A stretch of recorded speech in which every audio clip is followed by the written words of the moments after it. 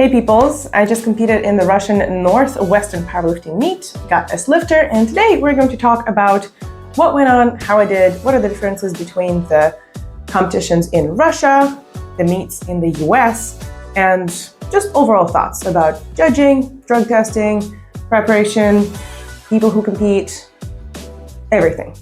Pour some tea and let's do this. First, I just want to say how beautiful the medals are. It was in the Komi Republic, which is like, I think 9 or 10 states or like regions. So you could compete for any one of those regions in the Northwest. They had beautiful medals, people in traditional attires, giving cakes to the dudes' birthdays if they were one of the athletes or winners. That was really sweet. Beautiful organization in one of the local sports schools for Olympic lifting.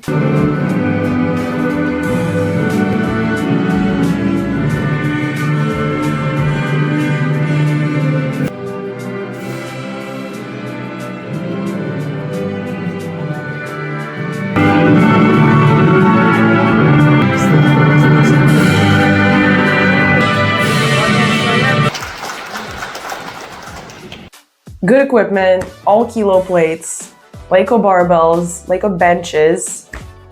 I got not just 2 medals, one for the 76 weight class, first place, and the other one for best lifter. I got this little plaque that right now my parents have. It's like a standing little kind of plaque that says, hey, congratulations. And for some reason, these diplomas, I don't know how to translate gramota, but it's kind of like a congratulation letter confirming that you did a thing. First one says, cool, you won best lifter in 76 weight category, 445 kilos. Not my best result. We're gonna get into why here in a second. And the second one says, best lifter with a coefficient 89.7 points. Is this GL? What is this? Because it's definitely not dots. I squatted 165, benched 90, and deadlifted 190. Weighed in at 72.6, which is very low for me. Very low for this weight category. You should not compete in the 76 if you weigh 72. But I normally walk around 75. I try to gain weight to walk around at least like 77 or 78 and just not eat the day before the meet and not drink a lot. And step on the platform at weight. But there's no vegan fast food in Russia. There is no vegan ice cream. There's not a lot of junk. So I eat pretty healthy. I mostly cook, and it's very hard to gain weight more than my current weight with healthy foods, apparently. I eat mainly tofu, seitan for protein with a side of legumes, grains, buckwheat, or any kinds of lentils. Beans are not very popular here, so I'll buy like a can of beans, but buying dry beans is like not a Russian thing. Nobody else here wants to eat it in my family, which is not convenient, so we just eat like pasta and tofu and some like tomato sauce. I do make seitan every once in a while, but I mainly buy ready-made like kielbasas. They're pretty good. They cost about the same as in the US, given the salaries here are like times and times lower. So that's challenging. Vegan food is just expensive here, which is upsetting because it should be cheaper. The video about how tofu is made explains why. You click in the corner over there and you can watch the video about tofu production and learn why it is more expensive. Spoiler alert, because dairy and meat industry is heavily subsidized. Well, everywhere in the world, otherwise there'll be like protests in the streets of why is meat so expensive all of a sudden. Nobody's protesting tofu being so expensive because there's not a lot of us. And nobody's protesting in Russia, period. That's also kind of not a thing. That's not a very safe thing to do. The biggest difference between the US and Russia is probably in how athletes like treat each other and treat the whole thing. In the US, everybody's super friendly, everybody talks, hey, I know your coach, I'm subscribed to your coach's newsletter, oh, I know this person, this celebrity, this is a great lifter, I met him there, I read his book.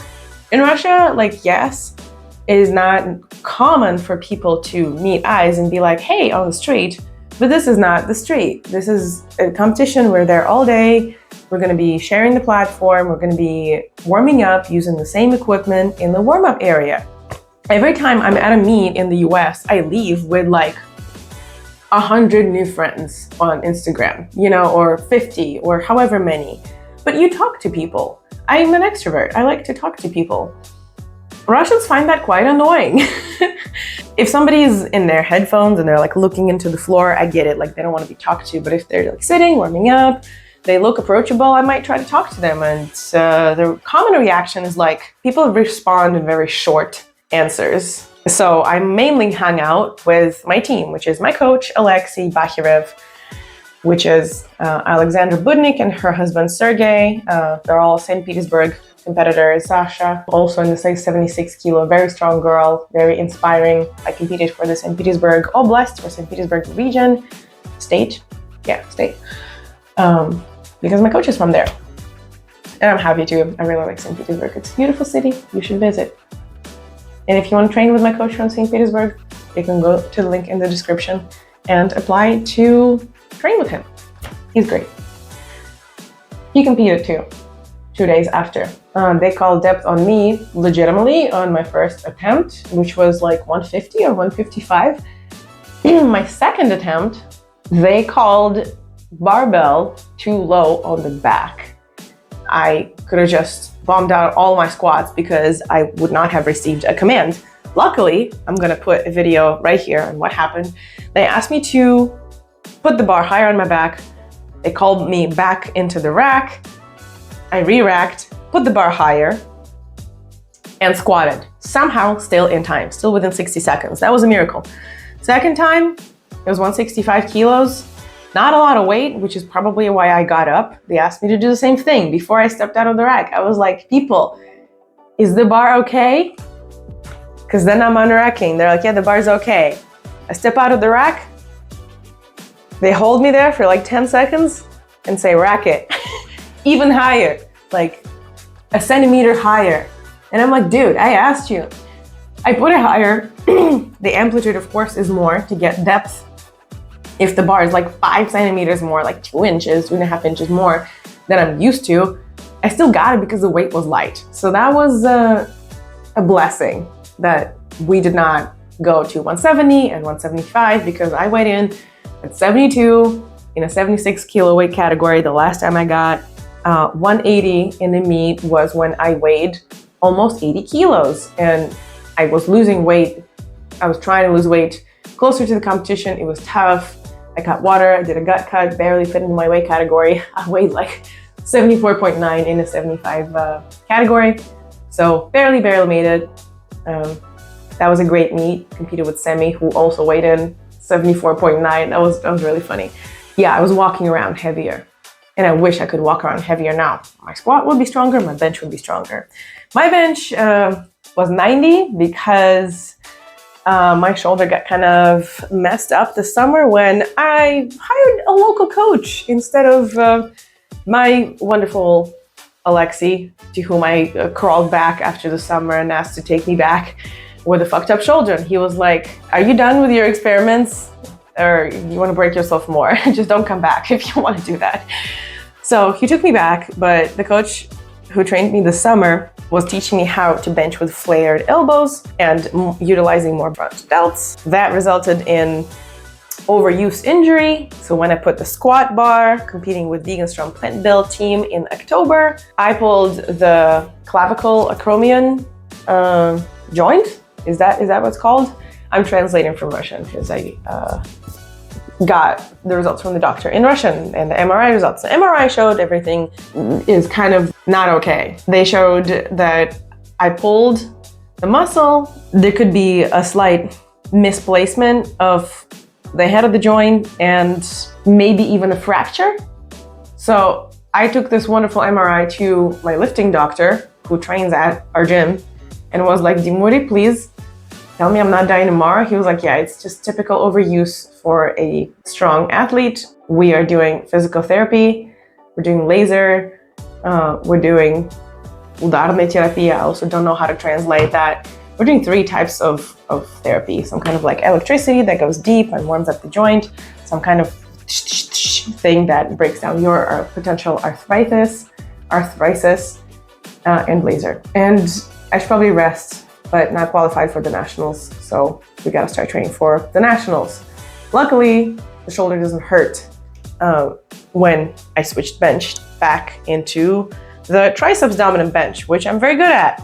Like the big dudes, I'm not good at this flared elbows, chest focused bench.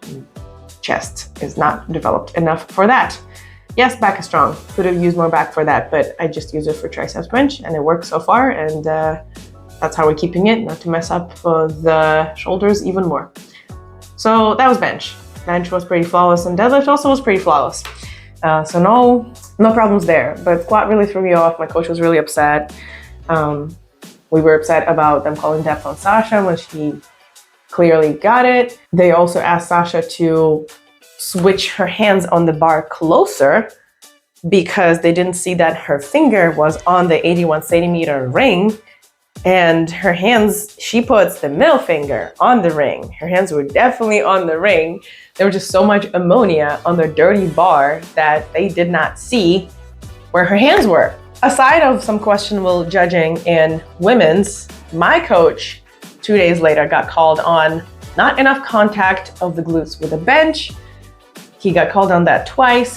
He like changed something that they counted his attempt. When they did it the 3rd time, he refused to compete further. He still won classic and equipped. And our friend Dima, who was competing in full power, got his last deadlift canceled because when the coach asked to change his last deadlift, they didn't put him in the right place in the queue. Since it wasn't the right place, 5 minutes later, everybody's done, everybody's changing. We see his deadlift becomes red. His total becomes less. And we come to the committee and they're like, yeah, they didn't put you in the right place in the queue. And the coach is like, then you should have offered him to re-pull it if it's your fault. And the judges were like, yeah, we're already getting ready for the next flight. So another judge tried to say something like, we called it, but you didn't come. But that was really quiet, and the more loud voice was honest, that they were just not gonna offer him the 4th deadlift.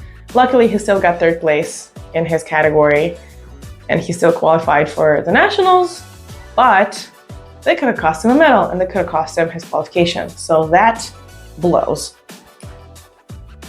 That's probably all for the judging. Drug testing.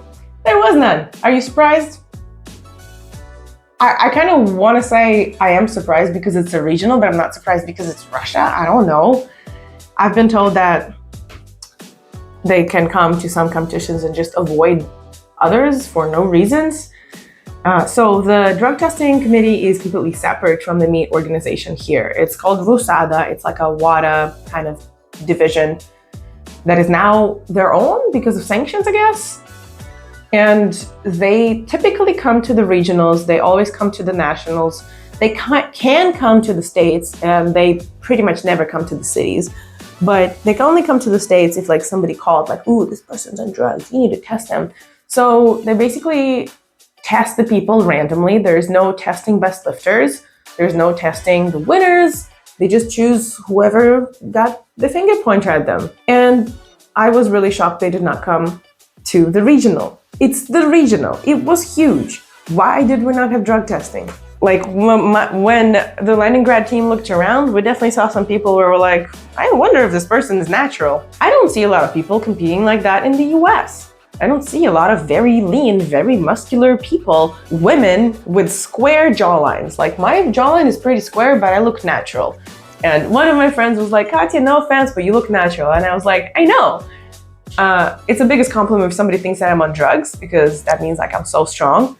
But most people who compete, they know what's the difference in the looks between somebody on pharmaceutical advancements and not. And you can see those people from afar. I qualified for the nationals. I'm hoping to beat some personal records there. Yeah, that's probably all the news from Syktyvkar. Let me know if you have any questions about how the meet went, and I will talk to you in later videos.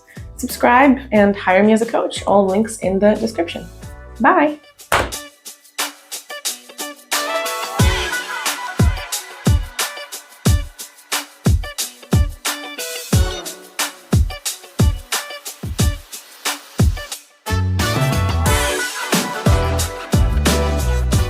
If you are still watching, I am going to show you where we went after the meet. So my friends Sasha and Serjio and my coach Alexi, we went to celebrate our victories, I guess, and for Alexi wasn't as pleasant because he was competing in 2 days. So we went to a Georgian Armenian restaurant, if I'm not mistaken, and I found some vegan food even. It was really pretty. I found some roasted eggplants and the bread was just so delicious. Oh my gosh, I really, really enjoy bread from the Caucasus.